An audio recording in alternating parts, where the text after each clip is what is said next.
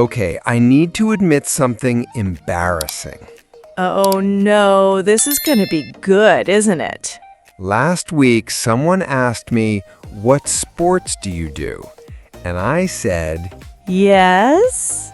"I do basketball."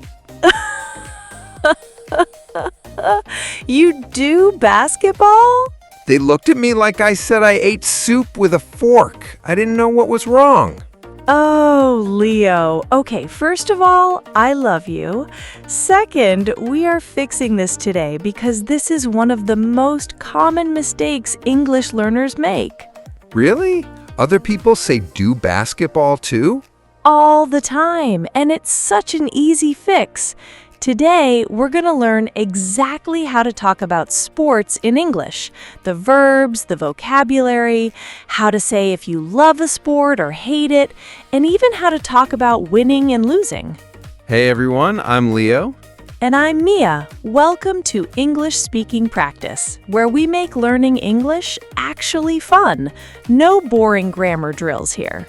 Quick thing, if you're new here, we post new episodes every week. Hit that subscribe button so you don't miss out. We promise we're more fun than your old English textbook. Much more fun. Okay, so Leo, you said do basketball. What should you have said? Play basketball? Yes, perfect. You already knew it. So why did you say do? Brain freeze? Panic? I don't know. Here's the thing. English has three main verbs for sports: play, go, and do. And once you learn the rule, you will never mess this up again. 3 verbs? Why can't we just use one? That would be too easy, right? English loves to make things complicated, but I promise the rule is simple. Okay, teach me. First, play. We use play for team sports and sports that use a ball, like basketball, soccer, tennis, baseball, volleyball. So, play basketball, play soccer, play tennis. That makes sense. Yes, and also sports like golf, badminton, hockey. If there's a ball or a puck, and usually a team or an opponent, use play. Okay, got it. What about go? Go is for activities that end in ing, usually individual sports or activities where you move your body. Like go swimming. Exactly. Go swimming, go running, go hiking, go fishing, go surfing, go skiing, go snowboarding. So if the sport name ends in ing, I say go. Yes, that's the rule. Go plus sport with ing. That's so easy. Why didn't anyone tell me this before? I'm telling you now. Okay, now do. Do is for individual sports that are not team sports and usually don't use a ball. Things like yoga, karate, gymnastics, tai chi, aerobics. So do yoga, do karate. Yes, and also do exercise or do a workout. But careful, we don't say do running because that ends in ing, so that's go running. Okay, let me test. I play soccer, I go swimming, I do yoga. Perfect, you got it. Let's give some more examples. Hit me. What about tennis? Play tennis, ball sport. Good. What about skiing? Go skiing, ends in ing. Beautiful. What about boxing?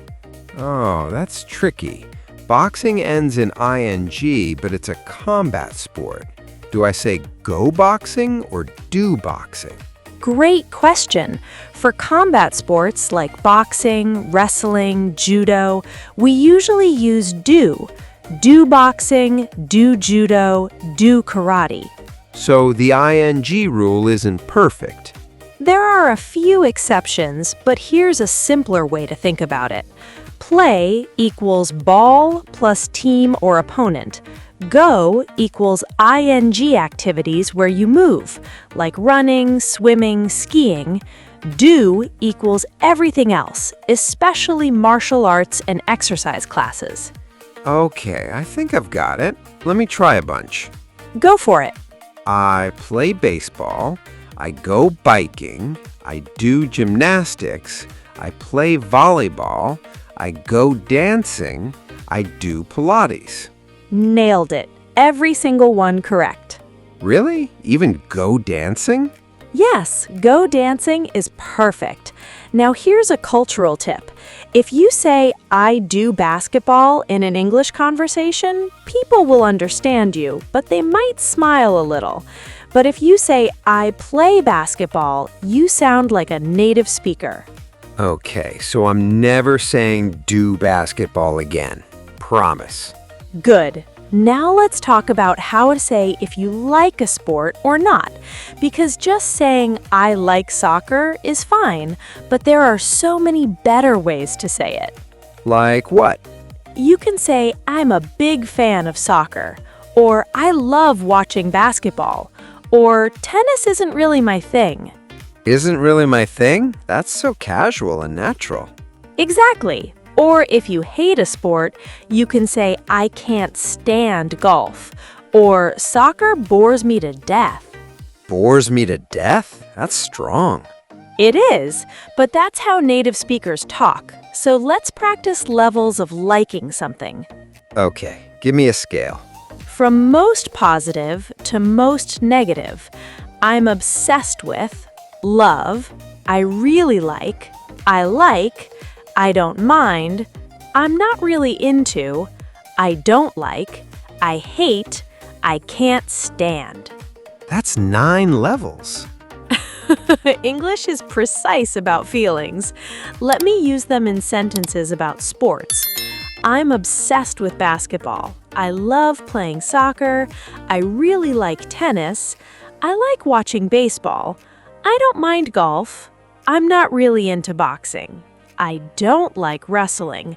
I hate cricket. I can't stand watching darts.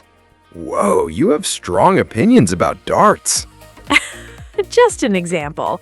Okay, your turn. Tell me about your feelings for 3 sports. Okay, I'm obsessed with soccer. I love playing it with my friends on the weekend.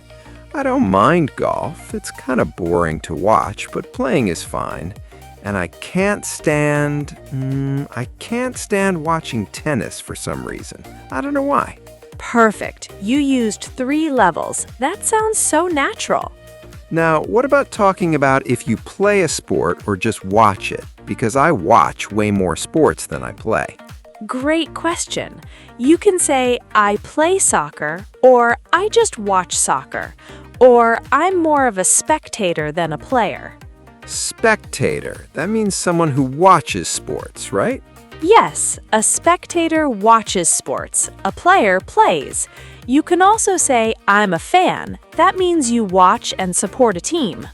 So, I'm a soccer fan means I watch soccer. Exactly. Or I support the Lakers means that's your favorite basketball team.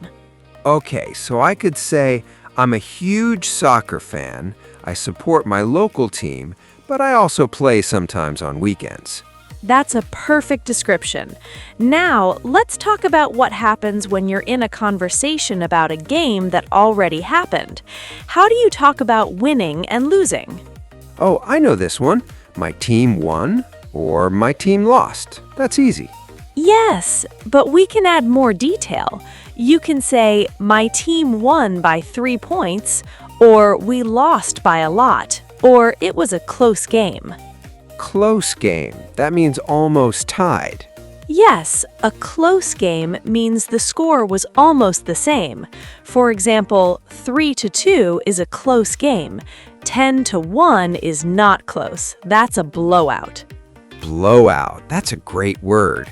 So my team lost in a blowout means they lost badly. Exactly. You can also say we got destroyed or we crushed them. Very casual, very native. We crushed them. That means we won easily.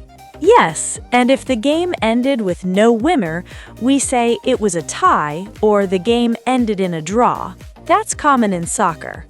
Okay, so let me say a full sentence. Last night, I watched my favorite soccer team. It was a close game, but we won by 1 goal in the last minute.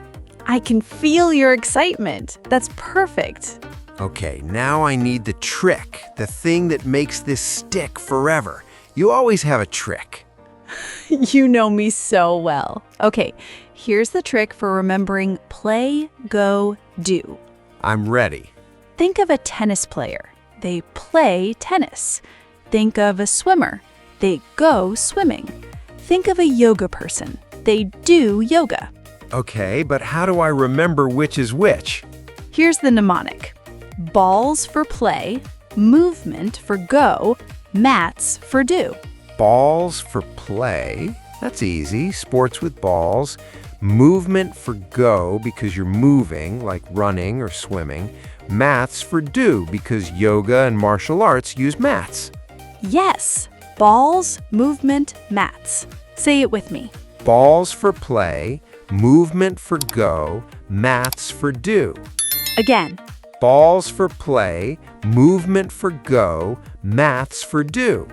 That's actually brilliant. I'm never going to forget that. Now, let's practice together. I'm going to say a sport, and you say the correct verb, play, go, or do. Ready? Ready. Soccer. Play soccer. Swimming. Go swimming. Karate. Do karate. Basketball. Play basketball. Hiking. Go hiking. Yoga. Do yoga. You're on fire. Okay, harder ones. Tennis. Tennis. Play tennis. Running. Go running. Gymnastics. Do gymnastics. Baseball. Play baseball. You got them all. Now, I want the viewer to try. Pause the video right now and make 3 sentences. I play blank. I go blank. I do blank. Fill in the blanks with sports you know. Seriously, pause and do it out loud. I'll wait. Okay, did you do it? Good. Now let's try some real conversation practice. I'm going to ask you questions like a friend would, and you answer. Okay, ask me. Hey, Leo, do you play any sports? Yeah, I play soccer on the weekends with some friends. It's nothing serious, just for fun. Nice. How often do you play? About once a week if everyone's free. Sometimes we play at a park near my apartment. That sounds fun. Are you any good? I'm okay. I'm not the best player, but I have a good time. And we always get food after, so that's the real reason I go. The food is always the best part. Do you watch any sports on TV? Oh yeah, I'm a huge basketball fan. I watch NBA games all the time. I support the Golden State Warriors. Nice. Did they win last night? Actually, yes. It was a close game, but they won by 3 points in the final minute. I was so stressed. I know that feeling. Okay, now you ask me. Okay, Mia, what sports do you do? I go swimming twice a week. I also do yoga in the mornings. It helps me stay calm before recording these episodes. Wait, you do yoga? That explains why you're so chill all the time. Maybe. I also played tennis when I was younger. I don't play much now, but I still love watching it on TV. Who's your favorite tennis player? I've always been a big fan of Roger Federer. He makes everything look so easy. Okay, I've learned a lot about you today. Now it's your turn, viewer. Pause the video and have this conversation with yourself, or better yet, with a friend. Ask them, what sports do you play? Then answer, I play blank, I go blank, I do blank. And if you don't play any sports, that's totally fine. You can say, I don't really play any sports, but I like watching soccer, or I'm not very athletic, but I go hiking sometimes. Exactly. The most important thing is that you're talking. You're communicating. That's the goal. Okay, before we go, let's do a quick recap. What did we learn today? First, the 3 verbs for sports: play, team or ball sports; go, ing activities; do, individual or exercise sports. Second, how to express your feelings about sports, from I'm obsessed to I can't stand. Third, how to win, lose, close games, and blowouts. Fourth, the mnemonic trick. Balls for play, movement for go, maths for do. And fifth, be honest. You don't have to be a professional athlete. I play for fun is a perfect answer. You know what? I actually feel confident about talking about sports now, and I used to dread it. That's the magic of practice. You've got this. And hey, if you found this helpful, we make these episodes every day. Hit that subscribe button so you don't miss the next one. Next, we're talking about ordering food at restaurants, and Leo has a very embarrassing story about that too. Oh, do we have to? Yes, it's too good not to share. Fine, but for now, comment below and tell us, what's your favorite sport? And do you play it or just watch it? We actually read every comment. We love seeing your answers. And if you're shy, just say, I like watching soccer, or I play basketball sometimes. No pressure. Exactly. All right, everyone, keep practicing, keep speaking, and remember, You've got this. you've got this. See you next time. Bye. And remember, balls, movement, maths. He's going to be saying that all week.